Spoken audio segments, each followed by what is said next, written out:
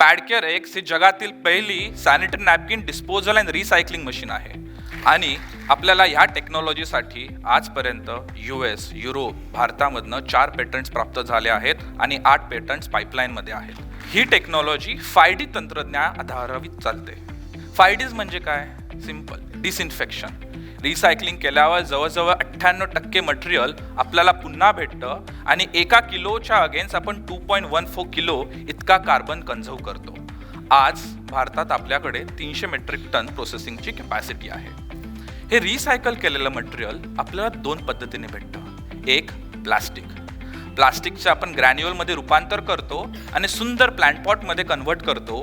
काही उगावचे प्रोडक्ट तुम्ही घेतले असाल ते पण ह्यापासून बनलेले आहेत. आणि अजून हे ग्रॅन्युअल्स आपण पुन्हा पॅडकेअर बिन करण्यासाठी पण यूज करतो. दुसरं आहे पल्पचं आपण कॉपियर पेपरमध्ये रूपांतर करतो. आज तुम्हाला इथे येताना बुकमार्क भेटलं असेल. हे बुकमार्क पण सायंटिफिकली रिसायकल पॅड्सपासून बनलं गेलेलं आहे.